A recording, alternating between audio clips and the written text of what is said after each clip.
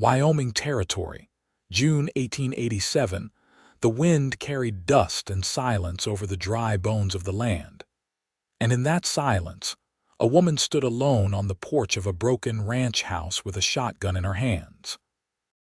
"Do not take another step," she said, her voice flat, like someone who had run out of fear a long time ago. The man in the saddle pulled his horse to a calm stop. He raised both hands slowly, fingers open. "I am not here to cause trouble, ma'am. I saw the smoke from your chimney. Thought it meant someone was still breathing out here." She studied him hard. His clothes were trail-worn, hat low over eyes that watched everything. A rifle slung behind his saddle, but he made no move for it. "Name's Colson James," he added. "I am just passing through, heading west. My horse needs water." The woman hesitated, then lowered the shotgun a little. "There is a pump behind the barn." Colson dismounted, his boots hitting the earth with a patient rhythm. He led his horse around the house without another word. She could have shot him, he knew that, but she did not. That said more than anything. By the time he came back, she had disappeared inside the house. He knocked on the door frame. "I can help with them shutters if you want. Looks like a storm blew half your front off." "You offering free labor to strangers now?" she asked from somewhere inside. Her voice did not carry amusement, but it did not carry warning either. Colson shrugged. "Nothing better to do tonight." She stepped into the doorway then. Her hair was dark and braided back, her eyes sharp and watchful but tired. She looked maybe 25, a little younger than him. Her dress was worn but clean, sleeves rolled up, arms marked with faded scars. "I am Faye Jensen," she said, "and I do not take charity." He looked her square in the eye, was not offering any, just figured you could use a hand. Faye's gaze held his for a long moment, then she nodded once. "Barn roof leaks. If you can fix that, I will cook supper." Colson smiled just a little. "Deal." They worked in silence until dusk. The barn roof was patched with old lumber and nails she had stashed in a shed. Colson moved steady, careful not to overstep. Faye kept her distance, watching from the fence with her arms folded. When the sun dipped low, she called him down. Inside the house, they ate beans and cornbread by lamplight. The walls were bare, save for a single faded photo on the mantel, a man with a Union uniform and a little girl in a white dress. Faye caught him looking.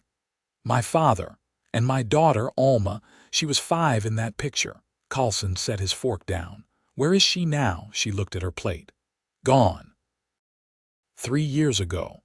Fever hit the settlement. I was not there. I was at the fort trying to get medicine. By the time I got back, it was too late." He did not say sorry, he just nodded, eyes steady. Faye leaned back in her chair.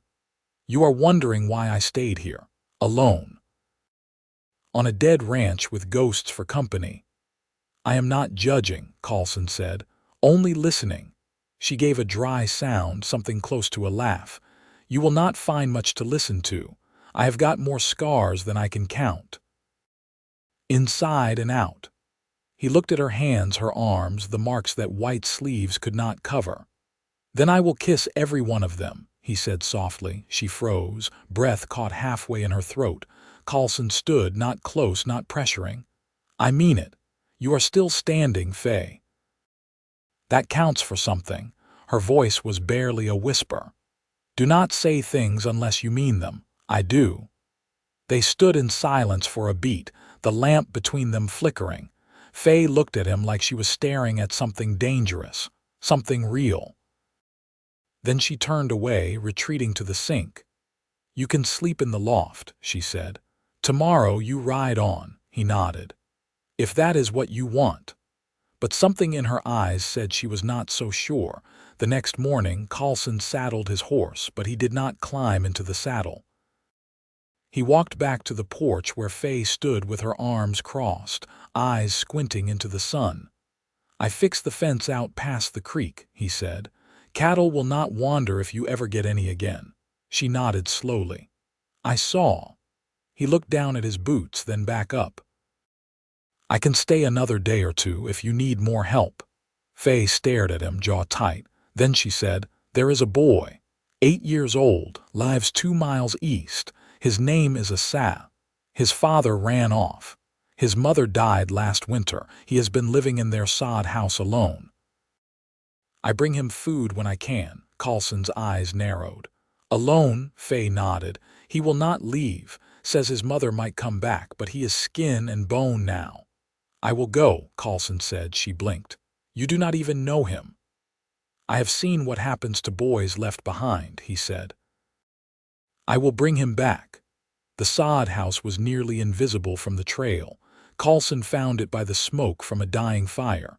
Inside, Asa sat clutching a ragged doll, too thin for his age, eyes hollow. Colson crouched beside him. "You are Asa," the boy nodded. "I am Colson." "Faye sent me. She does not come much anymore," Asa said. "I think she is scared." Colson touched the boy's shoulder. "She cares about you, that is why she sent me." Asa looked up, eyes wet but defiant. "I am not leaving." Colson nodded. "All right, then I will stay here with you. We will fix this place up together." "How does that sound?" The boy looked at him, confused. "You would do that?" I said I would. They stayed one night in the sod house, fixed the roof, dug out the well, cleaned what they could. Then the next morning, Colson said, "You ready to come see Faye?" Asa hesitated, then nodded. When they returned to the ranch, Faye stood on the porch, frozen. Asa ran to her without warning. She caught him, arms wrapping around his small body like a dam breaking. "I thought you would not come back," she whispered. "I had help," he said, pointing to Colson. She looked at the cowboy and something shifted in her face, something soft, something scared and hopeful all at once. That night they ate together. Colson, Faye, and Asa. No ghost sat at the table. Faye touched the scar on her forearm, eyes on Colson. "You still mean what you said?" He reached across the table, his hand covering hers. "Every word." She nodded, and for the first time in a long while she smiled. It was not the end, but it was the beginning. The wind shifted by mid-June, carrying the scent of wild sage and a thin promise of rain across the hard Wyoming ground. The ranch looked different with a boy's laughter in the air and a man's steady hands keeping things mended. Colson had meant to ride out after a day or two, but his horse remained unsaddled, and each morning found him shouldering another task without being asked. No one said anything about it. Asa started sleeping in the main house, in the small room off the kitchen where Faye had stored empty crates and broken tools. She cleared it without comment. When Colson came in from repairing the wash house roof, he found her folding a threadbare quilt over the boy's cot. "You've turned that place into something livable," she said, not looking up. "He needed to see it fixed first," Colson said, "so he could believe something broken might still be worth coming back to." Faye paused, her hands going still over the fabric. "That sounds like something you've lived." He leaned a shoulder against the doorway. "I've seen a lot of men leave things behind, the broken ones, the ones they couldn't fix. I've been both." She stood, brushing off her skirt. "And now I stay where I'm needed." Faye's eyes met his then, steady and unreadable, but she didn't turn away. That evening a light rain started, tapping gently on the windows, soft as a lullaby. Asa had fallen asleep near the hearth after sorting a box of nails by size, something he'd done without being told. Faye draped a blanket over him, then sat on the floor beside the fire, her knees drawn up. Colson joined her without asking. She didn't speak at first. The fire cracked softly, casting gold over the floorboards.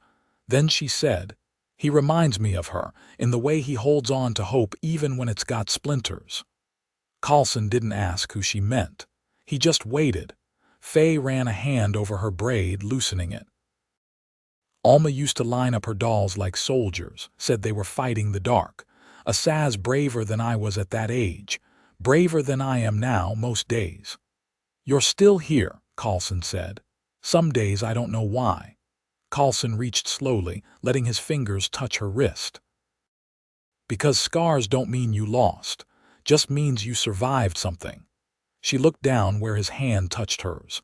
"You speak like a man who's buried more than he's said aloud." "I served in the 11th Kansas Cavalry," he said. "After the war ended, I went back to a farm in Atchison. Tried to forget the sound of burning wood and bone.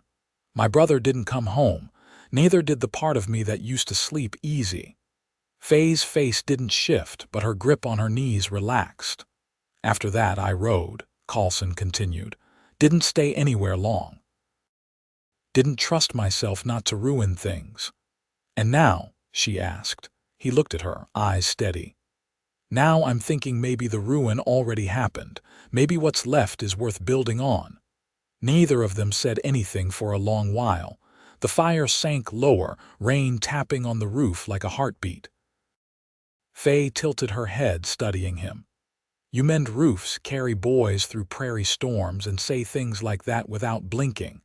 What do you want from me, Colson?" He didn't move. "I want to see what tomorrow looks like with you in it." She swallowed. "I'm not soft." "I won't be what you expect." "I don't want soft," he said. "I want real." The fire hissed as a log settled. A sass stirred in his sleep. Faye rose slowly, crossing to the window. "There's a cattle auction in Sweetwater in 5 days. I've enough saved to buy 2 steers if I stretch it. Maybe 3 if I sell the old wagon." "I'll ride with you," Colson said without hesitation. She glanced back. "You don't even know the road. Then you'll show me." She watched him for a long moment, then gave a single nod. The next morning, Colson hitched the wagon and examined the harness lines while Faye packed provisions. Asa helped, proud to count jars and fold extra shirts. Faye handed Colson an old oilskin map and traced the route to Sweetwater with her finger. "There's a stretch near Bitter Ridge that washes out if the rains pick up," she said. "Stay to the left when the trail forks." "I'll remember." She folded the map and handed it to him. "We leave at dawn." That night, Colson slept in the barn loft again, but he didn't close his eyes right away. He lay awake listening to the wind, the shifting of horses below, the rustle of leaves in the cottonwoods. Somewhere in the house, Faye moved quietly, her footsteps light but certain. He thought of the way she'd looked at him by the fire, like she was measuring her own heart against the weight of his words. He'd meant them all. He was still awake when the rooster cried before dawn. They left before the sun breached the horizon, the wagon wheels whispering over damp earth, its creak a quiet counterpoint to the stillness of early light. Asa nestled between 2 sacks of grain in the back, wrapped in a wool coat too large for his shoulders. Faye sat beside Colson on the bench, reins in her gloved hands, her eyes fixed on the long road that curved westward through sagebrush and broken sky. By mid-morning, the trail narrowed into a shelf road carved above a dry creek.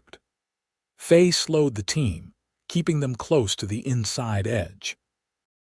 Colson stepped down and walked alongside, boots steady, his hand brushing the wheel spokes now and then to check for wobble.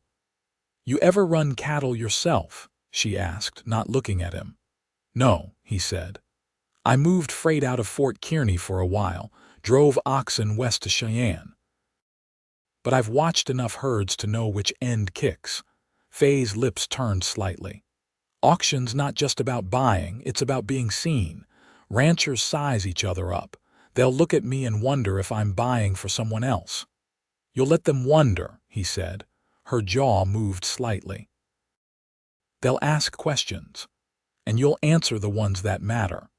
They reached Sweetwater by late afternoon the second day, dust rising off the street like breath. The town was small but lively. A telegraph office, 2 saloons, a dry goods store with a porch full of rocking chairs. A bell clanged in the distance, likely calling men to supper from the livery. They left the wagon with a stable hand and walked Asa to the boarding house. The woman running it, Mrs. Atwood, was in her 50s, quick-eyed and kind-handed. She greeted Faye with a hug that said they'd known each other years. "Boy can sleep in the room beside mine," Mrs. Atwood said, patting Asaz's shoulder. "He won't be alone, and I've got lemon drops if he behaves." Asaz glanced at Faye. She knelt beside him. "You'll stay just the night," she said. "We'll be back before sunup." The boy nodded, but he gripped her sleeve tighter. Faye leaned close. "I'll never leave you behind." Colson waited outside.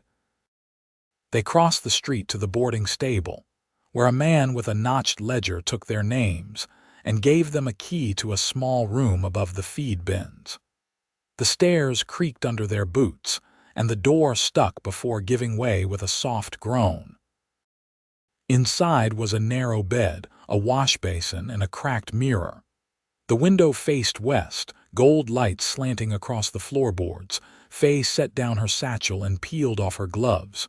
"You can take the bed. I'll sleep at the foot." Colson took off his hat and hung it on the nail. "No need for that."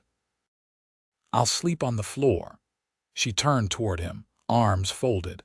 "You always insist on discomfort just to make a point." "Only when the point matters." She gave a small exhale through her nose and sat on the edge of the bed. Her boots scraped the floor as she leaned forward, elbows on her knees. "I used to come here with my father," she said. "He'd trade hides, sometimes tools. He never let me speak during deals, said I didn't have the voice for it." "You believe that?" "I used to." She straightened. "Not anymore." Colson sat across from her, his back against the far wall. "What changed?" "I listened to too many men talk themselves into corners," she said. "And I got tired of letting them drag me with them."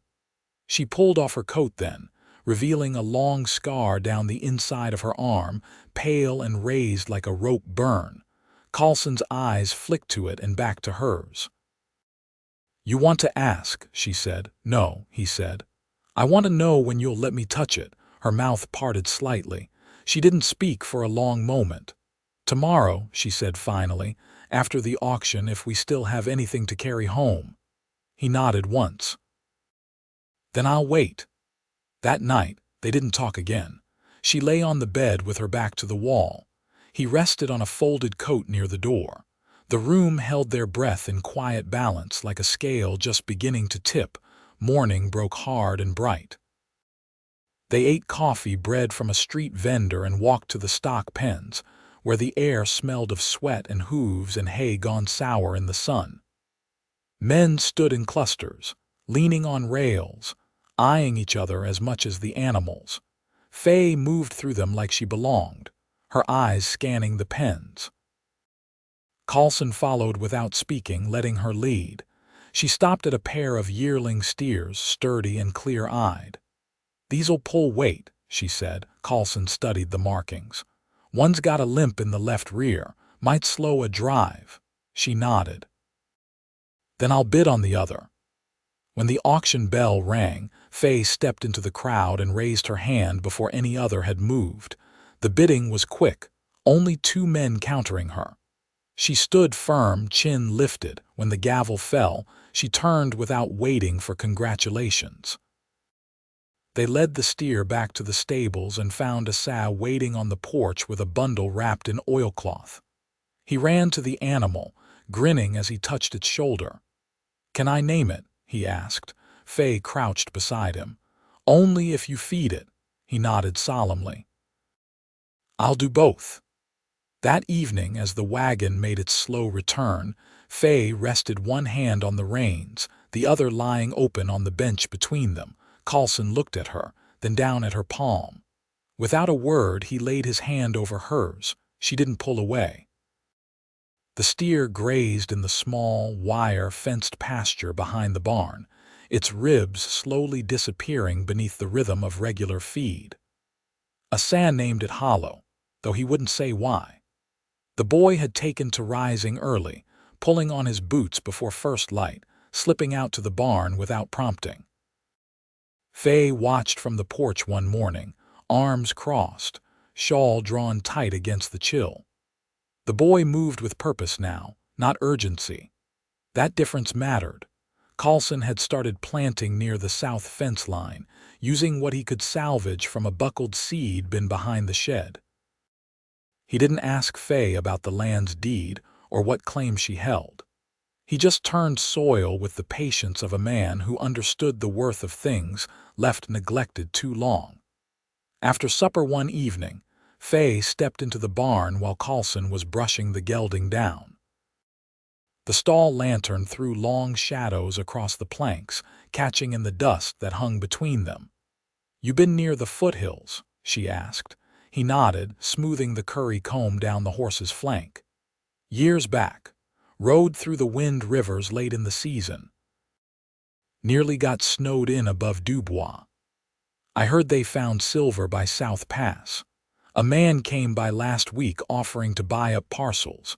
Said he was building something roads or a mill, I forget."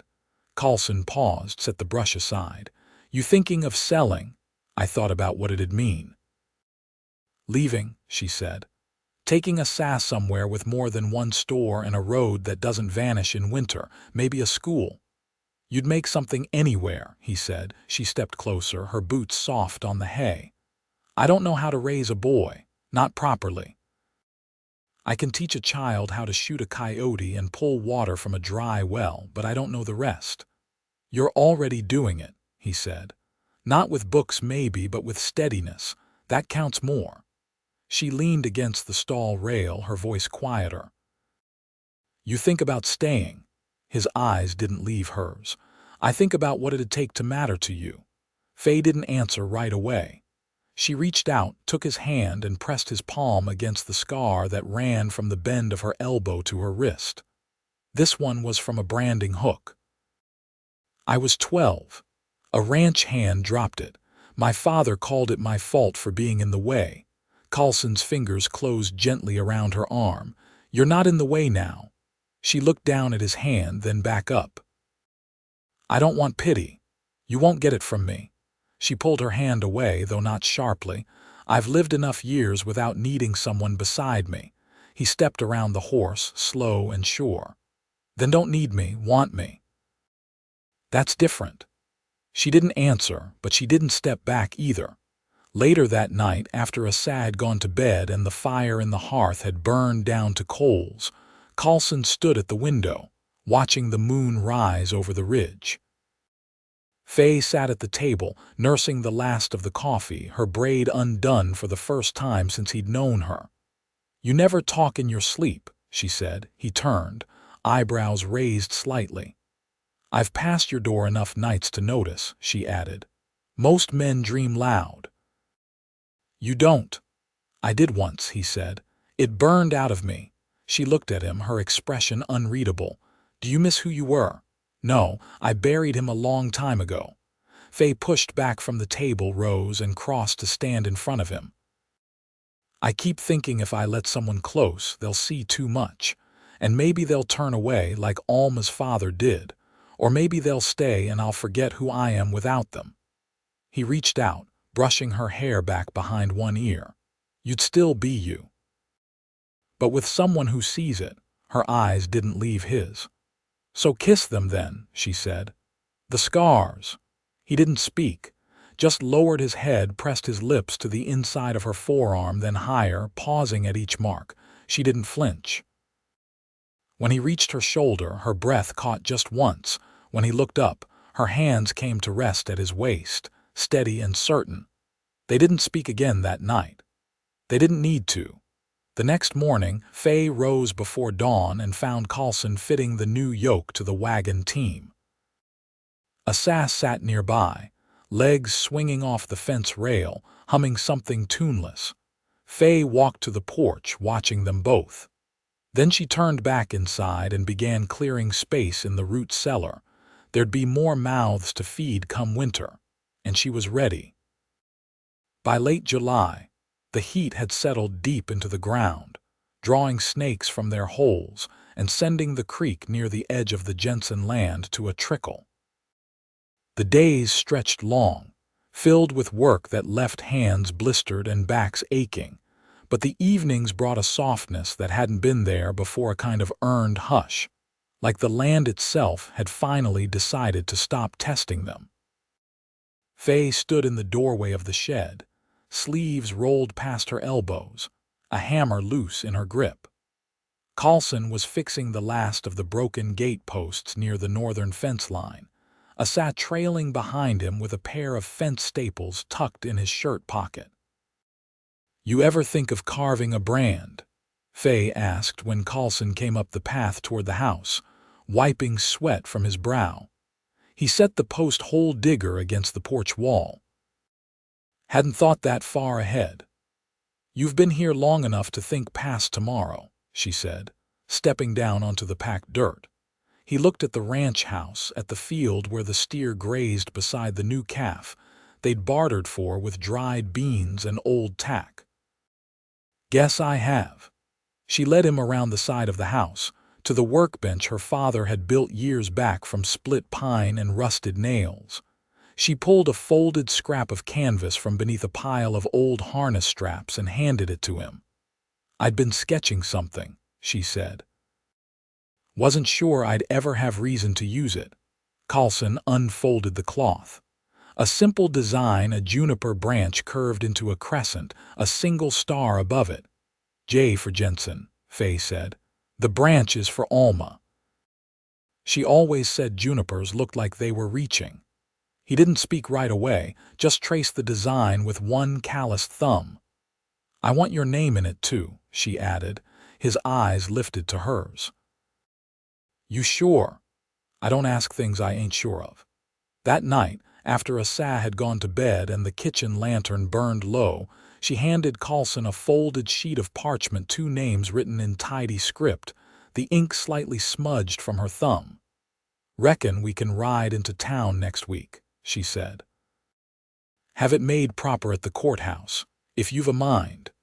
Colson studied the paper for a long moment, then set it on the table and covered her hand where it rested beside it. "I do." She didn't smile, but her eyes held something warmer than firelight. In the following days, they worked with a steadiness that had nothing to do with surviving and everything to do with staying. Colson built a chicken run behind the barn using scrap wood and patience. Faye cleared the root cellar shelves and lined them with preserved beets and lard tins. Asaph fashioned a scarecrow from an old feed sack and named it Walter. On the morning they rode into Sweetwater, Faye wore her second-best dress with the repaired hem. Colson had shaved, the old razor leaving a nick beneath his chin he pretended not to notice. Asa came too, pressed between them on the wagon bench, a book of pressed flowers in his arms he meant to show Mrs. Atwood. The courthouse was quiet, cooler than the outside air. The clerk, a man with wire-rimmed glasses and a faint limp, didn't ask questions. He inked their names into the register, stamped the paper, and slid it across the desk without ceremony. Back outside, Colson handed the document to Faye. She folded it carefully, tucked it inside her bodice, and said, "Well, that's done." He took her hand then, right there on the street. She let him. They didn't hold a service or wear rings. That night they stood in the pasture as dusk fell around them, the calf nuzzling Hollow's side, Asa chasing fireflies with a tin cup and a strip of twine.